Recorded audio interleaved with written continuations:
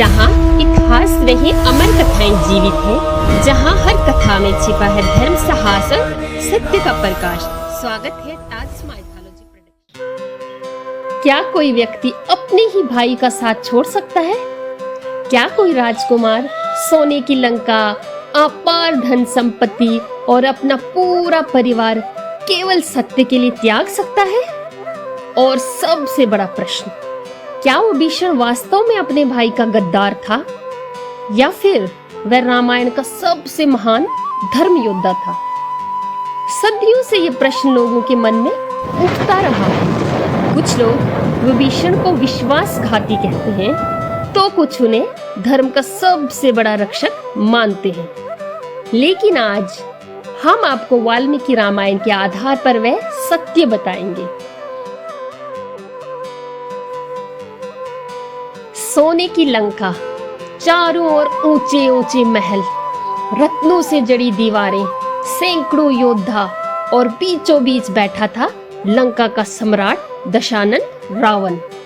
उसके पास शक्ति थी, ज्ञान था, तपस्या का वरदान था, लेकिन एक चीज नहीं थी, वो थी विनम्रता।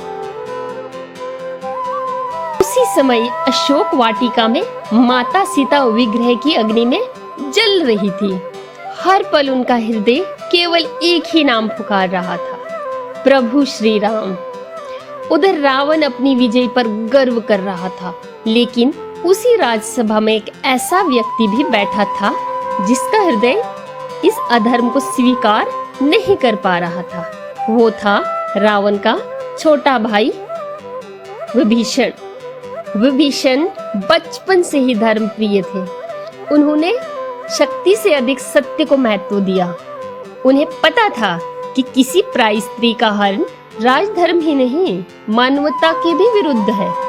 एक दिन उन्होंने साहस जुटाया और पूरी सभा के सामने रावण से कहा, भैया अब भी समय है, माता सीता को सम्मान पूर्वक श्री राम के पास लौटा दीजिए।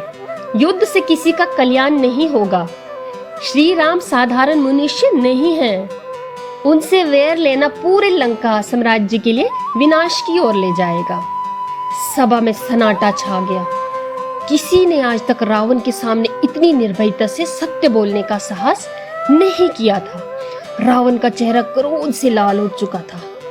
उसका अहंकार उसकी बुद्धि पर पूरी तरह हावी हो चुका था और फिर उसने ऐसा निर्णय लिया जिसने इतिहास की दिशा ही बदल दी। रावण की आंखों में क्रोध की ज्वाला धधक उठी। पूरी सभा सन्न रह गई। हर मंत्री, हर योद्धा अपनी सांसें थामे खड़ा था। रावण अपने सिंहासन से उठा और गर्जना करते हुए बोला, विभीषण, क्या तुम मुझे धर्म सिखाओगे? मैं तीनों लोकों का विजेता हूँ। देवता भी मेरे नाम से कांपते हैं और तुम चाहते हो कि मैं एक साधारण वनवासी से डर जाऊं।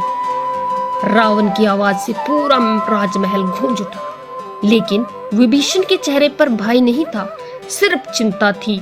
उन्होंने शांत स्वर में उत्तर दिया, भैया, मैं आपको डरने के लिए नहीं, सत्य को पहचानने के लिए कह रहा हूँ। अहंकार सबसे बड़े वीर का भी विनाश कर देता है। अभी भी समय है, माता सीता को सम्मान पूर्वक लौटा दीजिए। यही लंका के कल्याण का मार्ग है।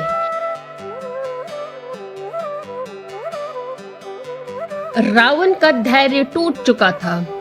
उसने क्रोध में आके अपने हाथ में मुकुट पकड़ लिया और पूरी सभा के सामने चिल्लाया, जो मेरे शत्रु की प्रशंसा करे वो मेरा भाई नहीं हो सकता। निकल जाओ, अभी इसी क्षण मेरी लंका से बाहर निकल जाओ। सभा में सन्नाटा छा गया। किसी ने भी विभीषण का साथ देने का साहस नहीं किया। कुछ मंत्री सर झुकाकर खड़े रहे, कुछ योद्धा मौन रहे, क्योंकि सत्य बोलने की कीमत हर कोई नहीं चुका सकता। विभीषण ने एक बार अपने बड़े भाई की ओर देखा। उनकी आंखों में क्रोध नहीं था, घृणा नहीं थी, सिर्फ करुणा थी। उन्होंने धीरे से कहा, मैं आपका शत्रु नहीं हूँ भैया, मैं आज भी आपके हित चाहता हूँ, लेकिन जहाँ अधर्म राज करता है वहाँ मेरा रहना भी अधर्म होगा। आज मैं आपको नहीं छोड़ रहा, मैं अधर्म को छोड़ रहा हूँ। इतना कहकर विभीषण ने राजसभा को अंतिम प्रणाम किया। उन्होंने स्वर्णमयी लंका की ओर आखिरी बार देखा। वही लंका जहां उनका जन्म हुआ, जहां उनका परिवार था, जहां उनकी सारी समृद्धियां थी। लेकिन उस दिन उन्होंने महलों से बड़ा सत्य चुना, राज्य से बड़ा धर्म चुना और एक रक्त के रिश्ते से बड़ा भगवान श्री राम का मार्ग चुना। यही वो क्षण था जिसने इतिहास की दिशा बदली। स्वर्णमयी लंका बहुत पीछे छूट चुकी थी। चारों ओर चौड़ा समुद्र था और उसके ऊपर आकाश में आगे बढ़ रहे थे विभीषण। उनके मन में एक ही प्रश्न था, क्या प्रभु श्री राम मुझे स्वीकार करेंगे? मैं रावण का भाई हूँ, क्या कोई मुझ पर विश्वास करेगा? लेकिन उनके हृदय में एक अटूट विश्वास भी था कि यदि संसार में कोई मेरे मन की सच्चाई को पहचान सकता है तो वो केवल प्रभु श्री राम है। उधर समुद्र के किनारे वानर सेना युद्ध की तैयारी में लगी हुई थी। हजारों वानर, विशाल पत्थर, गूंजते रणघोष और बीच में विराजमान थे मर्यादा पुरुषोत्तम श्री राम। तभी आकाश की ओर देखते हुए एक वानर सैनिक चिल्लाया, देखो आकाश में कोई राक्षस हमारी ओर आ रहा है। कुछ ही क्षणों में पूरी सेना सतर्क हो गई। उनकी बात सुनते ही सुग्रीव क्रोधित हो उठे। उन्होंने श्री राम से कहा, प्रभु ये राक्षस है, रावण का भाई है, इस पर विश्वास करना बहुत बड़ा जोखिम होगा, कहीं ये शत्रु का जासूस न हो। वानर सेना ने भी सुग्रीव की बात से सहमति जताई। हर ओर संदेह था, हर ओर संशय था, लेकिन तभी श्री राम ने मुस्कुराकर विभीषण की ओर देखा। उनकी आंखों में करुणा थी, उनके चेहरे पर दिव्य शक्ति थी। उन्होंने धीरे से कहा, जो भी भय छोड़कर सच्चे मन से मेरी शरण में आता है उसे स्वीकार करना मेरा धर्म है।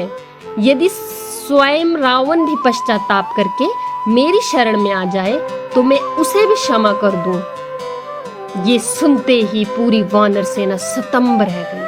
सुग्रीव मौन हो गए।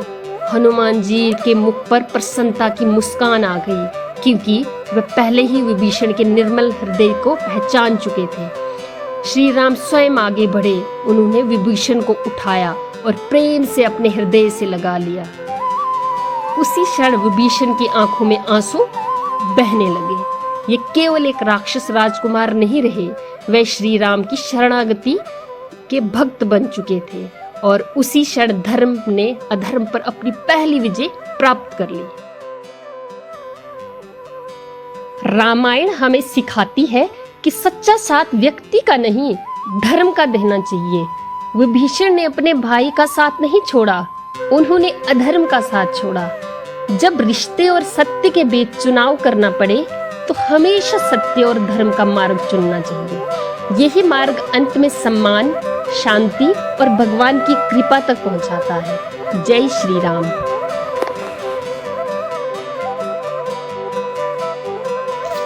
यदि आपको रामायण के ऐसे रहस्य जानने पसंद है तो लाइक, शेयर और सब्सक्राइब करो।